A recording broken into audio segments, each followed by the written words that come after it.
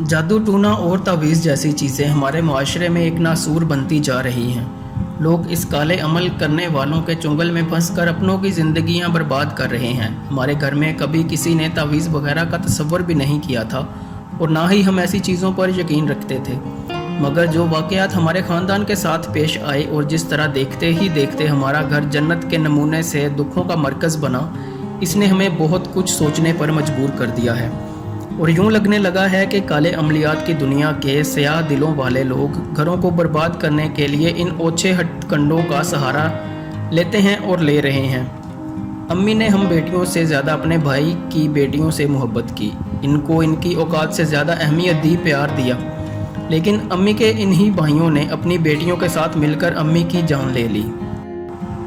कहानी है तो बहुत लंबी और रुला देने वाली, लेकिन मैं ज़रा मुख्तसर सी बयान करूंगी ताकि मेरे साथ आप लोग भी मेरी इस कहानी को पढ़कर रोएं मत। मेरे वालिदैन ने भाइयों की शादियां कर दी क्योंकि हम बहनें अपने भाइयों से बहुत छोटी थीं। हम बहनों ने और अम्मी अब्बू ने भाभियों को बहुत इज्जत दी, हत्ता कि ऐशो इशरत और हर छोटी से छोटी ख्वाहिश भी पूरी होती उनकी। इनकी हर गलत हरकत पर पर्दा डाला जाता, हर गलती और गलत बात को माफ़ किया जाता। अम्मी अब्बू इनके सामने हमें डांट डपट कर देते और कभी कभार ज़्यादा गुस्सा कर जाते कि भाभियां हैं, बात माना करो, इनकी जो काम कहें किया करो। हम बहनों ने साफ दिलो दिमाग से इनका हर काम करना। इनके बच्चे हुए तो हम सब घर वाले बहुत खुश हुए कि रौनकें लग गईं घर में। जब सबसे बड़े भाई की शादी हुई, अम्मी एक हफ्ते बाद बीमार हो गईं और ऐसी बीमार हुईं कि चारपाई से लग गईं। हमें तो पता नहीं था कि ये तावीज़ धागा जादू टूना होता क्या है।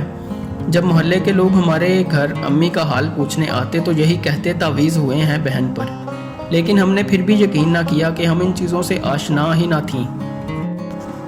अम्मी को 5 साल तक सर्दी गर्मी बारिश धूप हम यूं ही डॉक्टर्स के पास लेकर जाते रहे और अम्मी का इलाज करवाते रहे। दिन रात एक करके अम्मी का इलाज करवाया हमने। अम्मी कुछ बेहतर होती, लेकिन अम्मी के भाई जब भी अम्मी से मिलने आते अम्मी की तबीयत ख़राब हो जाती। मामू की बेटी का रिश्ता ज़बरदस्ती भाई के साथ तय करवा दिया गया। मामू ने अम्मी को ऐसा कुछ किया कि अम्मी जो थोड़ा बहुत चलने फिरने के काबिल हुई थीं फिर चारपाई की होकर रह गईं। मोहल्ले की औरतें जब भी अम्मी का हाल पूछने आती फिर वही बात करती, बेटा तावीज़ हुए हैं आपकी अम्मी पर। अम्मी ने खाना पीना भी छोड़ दिया और रोती कि मुझे खाना दो। अम्मी को सिर्फ दलिया देते, इसके अलावा कुछ नहीं। अम्मी की बीमारी का सफ़र ऐसे ही चलता रहा। इसके बाद मामू ने हम बहनों पर तावीज़ करवाए और हम बीमार हो गईं। खैर, हमारी बीमारी का सफ़र भी ऐसे ही चलता रहा और अब तक चल रहा है। बात हो रही थी भाइयों के बच्चों की। अम्मी अपने पोते पोतियों के साथ बेइंतहा प्यार करती थी। हमने खुद से ज़्यादा भाइयों को इज्जत दी, प्यार दिया, लेकिन उन्होंने भाइयों के कान भरने शुरू कर दिए। घर में जो चीज़ आती हमें ना दी जाती, हालांकि घर में जो चीज़ भी आती इनको इनके बच्चों को ज़्यादा और सबसे पहले दी जाती।